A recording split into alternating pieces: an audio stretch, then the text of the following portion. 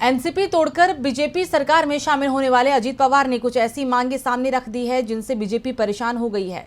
राज्य में मंत्रिमंडल विस्तार होना है, इसे लेकर शिंदे गुट, पवार गुट और बीजेपी तीनों में ही खींचतान चल रही है और इसका असर सरकार पर पड़ता दिख रहा है। बीजेपी ने अजीत पवार को सत्ता पर पकड़ मजबूत करने के लिए अपने साथ लिया था, लेकिन अब अजीत पवार के कारण महाराष्ट्र सरकार में दरारें दिख रही है। क्या है मामला, आइए देखते हैं। महाराष्ट्र की शिंदे बीजेपी सरकार में अजीत पवार ने हाल ही में उप मुख्यमंत्री पद की शपथ ली। अजीत पवार के साथ एनसीपी में बगावत करके आए 8 और विधायकों ने मंत्री पद की शपथ ली, लेकिन अब तक न अजीत पवार न उनके साथ आए विधायकों को कोई विभाग मिला है। अब कैबिनेट विस्तार से पहले अजीत पवार की ओर से ऐसी मांग की गई है जिससे बीजेपी फंस गई है। दरअसल अजीत पवार वित्त, राजस्व और जल संपदा विभाग मांग रहे हैं, लेकिन बीजेपी उनकी इस मांग को पूरा नहीं कर सकती क्योंकि राजस्व मंत्रालय बीजेपी के कद्दावर नेता राधाकृष्ण विखे पाटिल के पास है।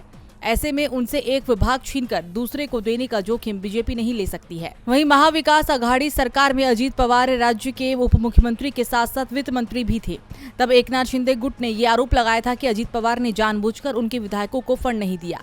शिंदे गुट के विधायकों को ये भी कहा गया था कि वो सिर्फ इसलिए शिवसेना नहीं छोड़ रहे हैं क्योंकि उन्हें फंड नहीं मिल रहा है, बल्कि उन्हें एनसीपी के साथ सत्ता में रहना ही नहीं है। अब फिर से एनसीपी के अजीत पवार के गुट शिंदे सरकार में है और उसे इस बात का डर है कि अजीत पवार को वित्त मंत्री का पद देने से कहीं दोबारा उन्हें फंड मिलने में दिक्कत न आए। कुल मिलाकर कैबिनेट विस्तार से पहले अजीत पवार की मांगे और शिंदे गुट की नाराजगी, दोनों में बीजेपी फंस गई है। डीबी लाइव की रिपोर्ट।